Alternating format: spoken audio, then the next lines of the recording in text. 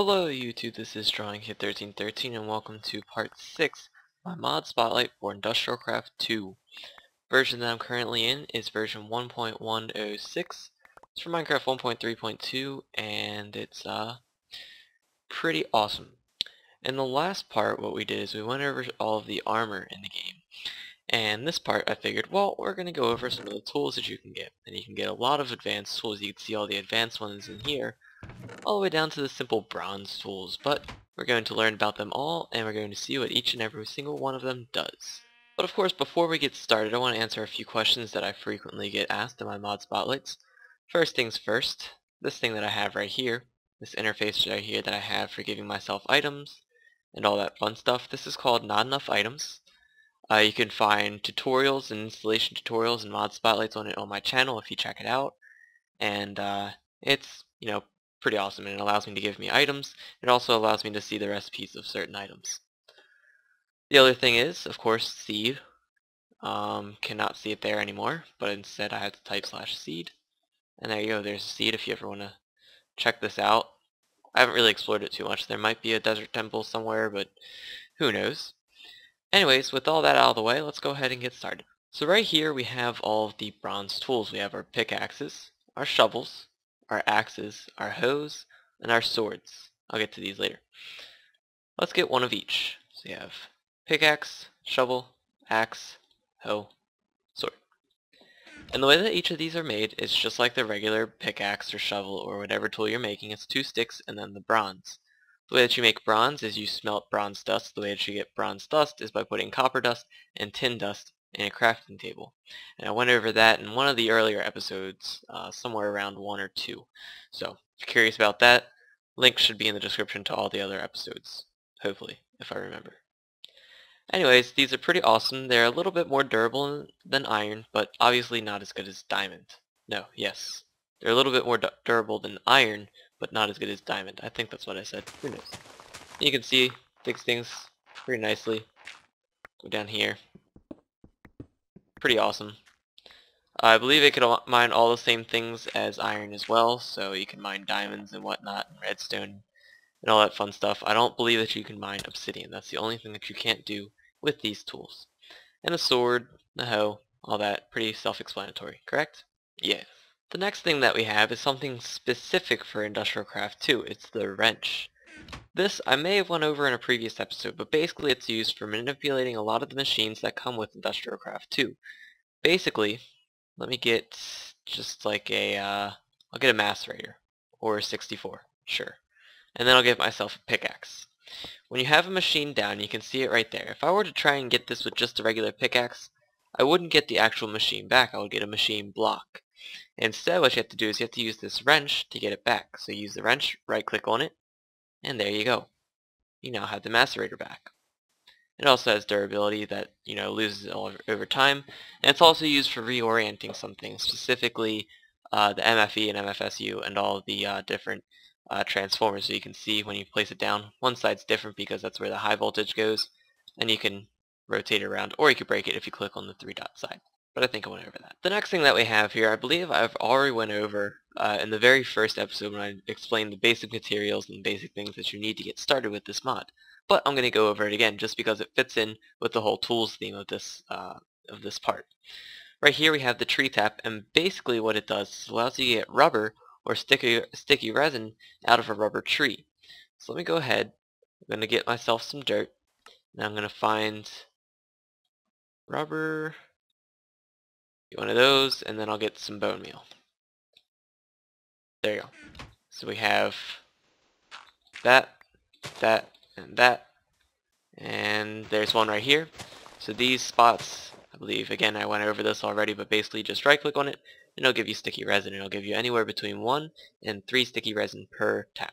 By the way, I'm doing a horrible job of keeping up with this, but the way that you craft the wrench is like so, with just some bronze in a wrench type fashion. You can see it kind of right there. And then the way that you craft the tree tap is just with any type of wood in that arrangement. Looks just like the picture. Now on this chest that I have in front of me, we have all of the upgraded tools from all of these things right here, except for the crafting table. There's no upgrade crafting table. Let's go in order. Right here we have the electric tree tap. Very, very self-explanatory.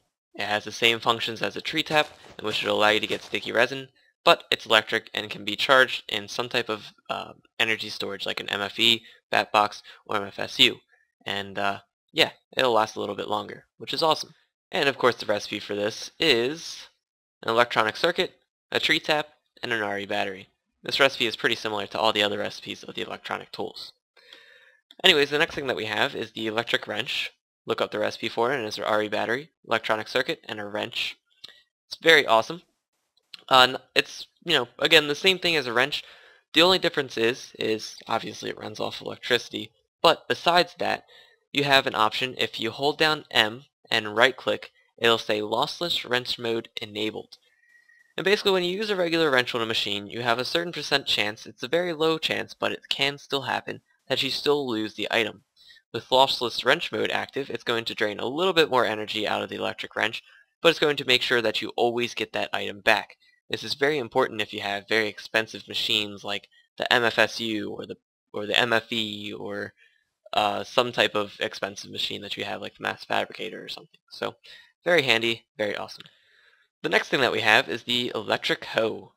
And other than a dazzling personality, it has the ability to be charged in some type of energy storage like an MFE, MFSU, bat box, and it functions just like a hoe.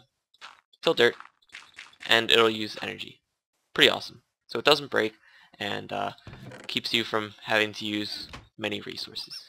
The next thing that we have is not only an upgrade of a previous tool, like the bronze pickaxe, or any type of pickaxe for that matter, but it's also a combination of the pickaxe and the shovel.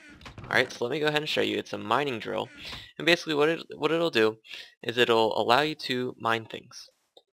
Groundbreaking, right? But not only that, but it runs off of electricity, which is awesome. So you get to recharge it and you don't have to keep crafting pickaxes after pickaxes after pickaxes. It's pretty awesome. This can also mine all of the other ores like diamond, iron, redstone, stuff like that. The only thing that it can't do is mine obsidian, but you can see that it's fairly quick as well. I believe it's about as quick as a regular diamond pickaxe, but pretty cool. And it also, gets the job done of the shovel. But there's an upgrade to this. So even better, we have the diamond drill. And first off, I'm getting behind on my recipes here, but the electric hoe is electronic circuit, RE battery, and then 2 refined iron, like so. Kind of looks like a hoe. And that was mean, I'm sorry. And then with the mining drill, we have refined iron, electronic circuit, and RE battery. Pretty awesome. Now with the diamond drill, we have the previous mining drill, but then surrounded by 3 diamonds. Now not only will this increase the speed at which it mines, but it'll also drain the battery life a little bit quicker because you're using it faster, it's a more advanced tool, so you only get 150 uses out of each charge, which sucks, but there is a solution to that, and I went over that in the armor segment, so if you want to see that, check the description. Anyways, it'll dig things out pretty fast, you can see. Yeah. No problem. No problem at all. It's pretty much like having an enchanted diamond shovel or diamond pickaxe with the efficiency 4 enchantment. It's pretty speedy, and it'll also mine obsidian, which is awesome. The next thing that we have is an upgrade to the axe, and it's the chainsaw. Go on, don't tell me you've never wanted a chainsaw in Minecraft. This thing is pretty awesome. Not only can it be used as a good weapon against mobs, which I can't really show because I want peaceful, but it could also be used to mine wood. So you can see right there, mining wood. It's awesome. It also seems like it works on leaves. It'll give you the actual leaves, so it's kind of like having shears or silk touch. Awesome. The final tool that we have here is something that's very awesome. It's the mining laser, and it's exactly what it is. Mining laser. It's a laser that mines. Basically all you have to do is hold it. It can charge. You can charge it in a MFE. I don't think you could charge it in a bat box, but I could be wrong on that. Anyways, you right click and it'll shoot a laser, and it'll mine everything in its path. Really awesome. But there's more. Hold M and press right click and it'll change the laser mode. Now we're on low focus, where it'll just mine a block at a time, use a little less energy out of the laser, and you have precision laser mining. The next mode that we have is long range, and that's exactly as it is. Let me just get down here. I'll show you exactly how long it is. It's very awesome.